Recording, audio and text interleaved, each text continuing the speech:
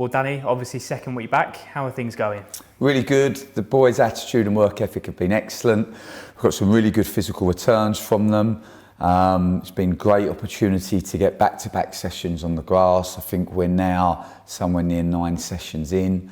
And yeah, it's been an opportunity to get across the game idea. A lot of the work thus far has been against the ball.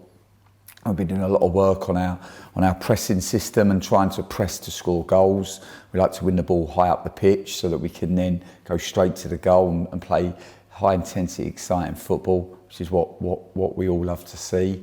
I think we've also been working hard on that moment when we lose possession and what that looks like for us. We want to be really, really strong with our reactive pressure. That opportunity to win the ball back as quickly as we can when we lose it, because we believe that if we can really work at this, become really a ball-orientated, aggressive team, then when we do lose the ball, we can win it back so much quicker. And it actually liberates our attacking play, because then it allows our attacking players to play with that much more freedom, maybe risk the ball in the attacking third, which sometimes you have to do if you want to be creative and score goals, and know that if we do lose it, that we've got the confidence of that counter press to win the ball back quickly. And like I say, it's the way we want to play. I think it's the way our supporters want the game to be played. We want to play it fast and we want it to be exciting. You've got a number of trialists in at the moment. What are you looking for from them? Just attitude, work ethic, humility to want to get better. We've been impressed with what we've seen. It's been great to have the competition in training, which I think is always something that you're looking for. We like to train with 20 outfield players. It's the number that we like to use. So we've got a number of trialists in at the moment. Obviously, in an ideal world, we'd have our full complement of playing squad here in the building. That's not possible for us at the moment. We're having to be patient on the recruitment side of things. But while we're being patient, this is a great opportunity for some really young players that we've got in and amongst the trialists to stake their claim to play for a wonderful club like Portsmouth. And for the players that you have been able to get to sign on the dotted line, I think since we last spoke to you, Gavin Bazunu and Ryan Tunnicliffe have come through the door. All of them seem to be saying that what you and Nicky said is what's attracted them to the club. So that must be very pleasing from your point of view. Yeah, well, I think that the football club's an easy sell when you have the opportunity to play at Fratton Park in front of such a wonderful, passionate support base. Players are gonna run to come to the club. So yeah, no, it's certainly the easiest club that I've had in terms of having to sell it to players, but no, they've been great. We've really enjoyed them coming into the group. I think they've settled in really, really well.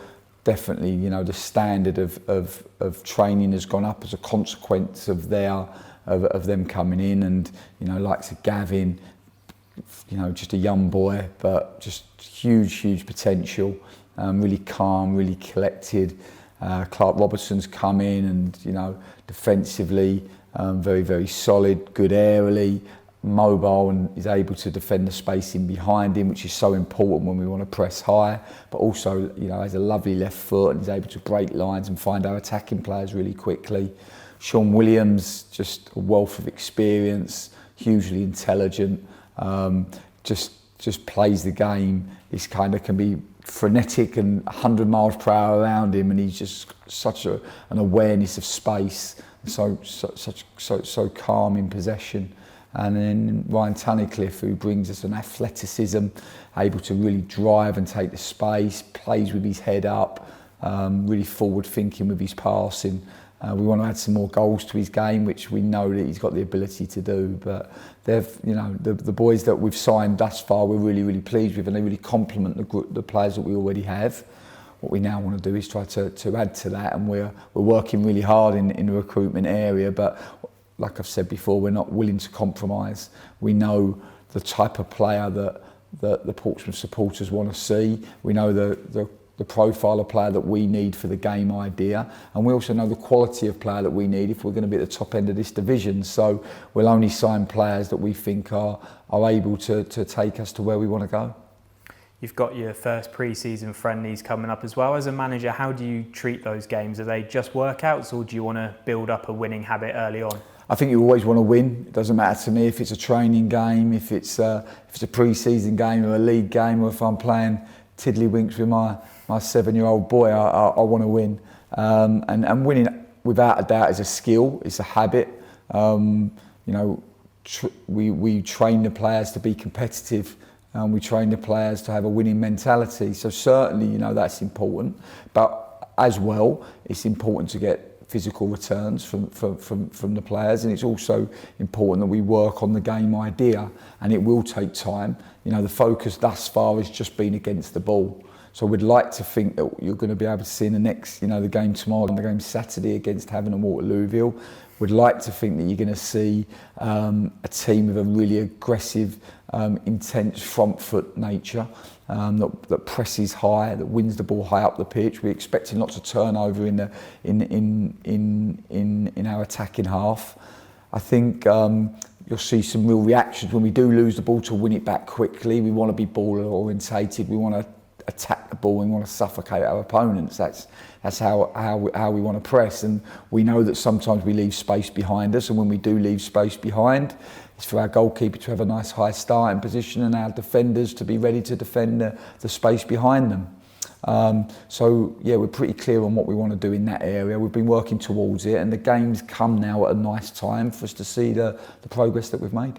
Yeah, and obviously we don't know the name of that championship opposition that you're playing tomorrow, so nobody mentioned it in the last answer. But you've also got another week coming up at St George's Park, which will be a fantastic opportunity for the squad to kind of gel in that respect as well.